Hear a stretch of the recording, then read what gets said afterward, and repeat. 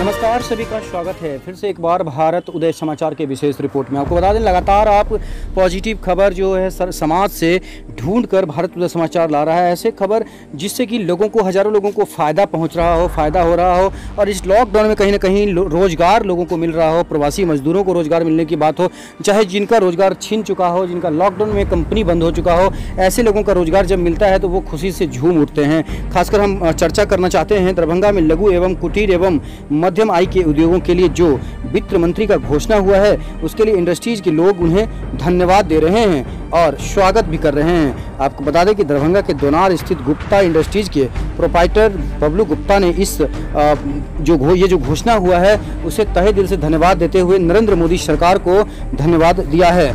आपको ये भी बता दें कि उन्होंने कहा कि केंद्र सरकार ने जो घोषणा किया उसका हम लोग स्वागत करते हैं और हम लोगों को एक उम्मीद तो जगी है कि सरकार हम लोगों की सहायता कर रही है। वहीं इंडस्ट्रीज के लोगों ने हमसे बात करते हुए कहा कि आज जो वित्त मंत्री ने घोषणा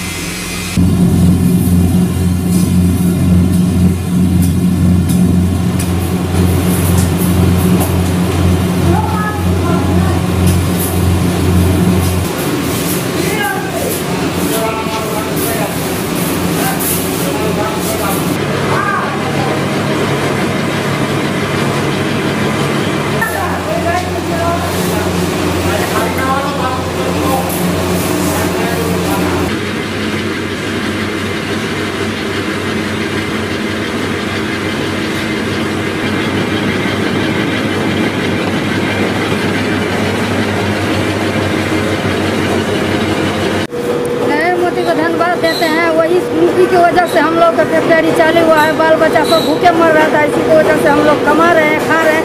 उसको बहुत बहुत धन्यवाद। रोड पर आ गए थे हम लोग सब, खाने के लिए, पानी के लिए तरस रहे थे। अब तो सही है, उनको वजह से फैक्ट्री चालू किया है। हम लोग के बाल बच्चा का 2 कोर 2 दाना 2 पानी चल रहा था, इसीलिए हम लोग को काम कंपनी खुला तो हम लोग काम करने आए। क्या इससे पति नहीं कमाता, बच्चा छोट है, इसीलिए मोदी जी को धन्यवाद देते हैं। ये कंपनी चालू हुआ है। इंडस्ट्री एरिया है, इंडस्ट्रीज है, इसमें pasta, macaroni, chips all item बनता है। ये पास्ता अपना चिप्स हो गया, अपना बुनिया हो गया, कटोरी हो गया, चावल हो गया, चाउमीन हो गया, सेवई हो गया, यही सब बनता है। अगर सरकार हम लोग को अगर हेल्प कर रही है तो अच्छी बात है। कम से कम उम्मीद है कि भाई चलो सरकार हम लोग कुछ हेल्प करेगा। कि फैक्ट्री तो 2 महीना बंद ही था हम लोगों का, अभी 1 हफ्ता पहले से हम लोग चालू किया है फैक्ट्री। आगे देखिए कैसे चलता है, क्या होता है, भाई सरकार को निर्भर करता है कि हम लोग कैसे आगे चले, आगे बढ़ें। जब तक हम लोगों को सरकारी सहायता ना मिले तब तक तो कोई पॉसिबल ही नहीं है। कि क्या कि हम लोग सर अभी कम से कम 25-20 लेबर है, उसको हम लोग 2 महीना बैठा कर पगार भी दिए हैं, फिर भी हम लोग को भी कुछ सहायता अभी तक कुछ उम्मीद नहीं लगा बैठे हैं कि हमको कुछ उम्मीद है कि भाई सरकार से कुछ हेल्प मिले हम लोगों को, लेकिन अभी तक कुछ उम्मीद नहीं मिला है। जो सरकार जो स्कीम चला रही है, सरकार जो स्कीम दी है बहुत अच्छी है कि सरकार कम से कम हेल्प कर रहे हैं। लेकिन हेल्प कब तक होगा? हम लोग जो 2 महीना फैक्ट्री बंद था, लाइट बिल, बिजली बिल, अपना लेबर का बिल, बहुत जो अवसर चार्ज है हम लोग पूरा पे किए हैं। अब तक हम लोग का कोई सहायता अभी तक उम्मीद नहीं, हम लोग बैठे कि चलो मिल जाए कुछ। बिजली का बिल सर 2 महीने का आया है, 3 लाख रुपया हम लोग कहाँ से पे करेंगे सर? जब तक हम लोग को कुछ उम्मीद नहीं, कुछ सहायता नहीं मिलेगा, जब तक हम कहाँ से भरेंगे? टाइम लगता है, लेकिन सर फिर भी हम लोग उम्मीद लगा बैठे हैं कि चलो सरकार से कुछ हेल्प मिल जाए, कुछ व्यवस्था हो जाए कि हम लोग ज़रा आगे से कुछ काम आगे बढ़ाएं। नरेंद्र मोदी जी को हम लोग पूरा सहयोग दे रहे हैं, धन्यवाद दे रहे हैं कि चलो कम से कम जेल बचा लीजिए। वो निश्चित रूप से माननीय वित्त मंत्री ने जो घोषणा की, जो प्रधानमंत्री जी की घोषणा थी उसके अनुरूप ही उन्होंने घोषणा की है। और जो छोटे उद्यमी हैं उनके लिए बहुत कुछ व्यवस्था भी की गई है। मुख्य रूप से तो 3 लाख रुपया जिनके यहाँ लोन बकाया है उनको भी पुनः लोन दिया जाएगा, वो भी बिना किसी कोलेटरल सिक्योरिटी के दिया जाएगा। तो ये इससे जो है सो काफ़ी छोटे उद्यमियों को, जो टीनी इंडस्ट्री जिसको बोलते हैं या कॉटेज इंडस्ट्री जिसको बोलते हैं, उन सबों को बहुत फ़ायदा होगा इससे कि 3 लाख रुपया का अगर एक ग्रेस मिल जाता है तो वो पुनः अपने उद्योग को स्थापित कर पाएंगे। ये बहुत बड़ी घोषणा है। और उसके साथ साथ और भी कई सहूलियतें दी है। MSCB जो औद्योगिक संस्था है उसको सशक्त बनाने के लिए वित्त मंत्री जी ने काफ़ी घोषणाएं की है। काफ़ी अच्छा रकम उसको दिया गया है ताकि वो मजबूत हो। उसमें काफ़ी लगभग 50 लाख उद्यमी जुड़े हुए हैं उसके साथ। अगर वो मजबूत होती है तो निश्चित रूप से यहाँ के उद्यमियों को फ़ायदा होगा।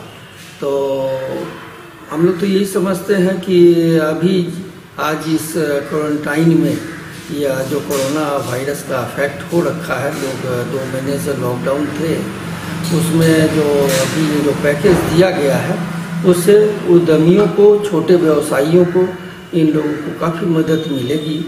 यहाँ तक कि बाद में वित्त मंत्री जी ने जो घोषणा की कि 10,000 रुपये जो रेहड़ी वाले हैं, ठेले वाले हैं, उनको भी हम लोग 10,000 रुपया का लोन का मदद देंगे। तो 10,000 रुपया अगर किसी ठेले वाले को अगर मदद दी जाती है और कुछ वो उनको लोन ही दिया जा रहा है, लेकिन फिर भी वो अगर दिया जाता है तो काफ़ी ठेले वालों को भी उससे मदद मिलेगी। जो छोटे छोटे कारोबार करते हैं उनको भी मदद मिलेगी।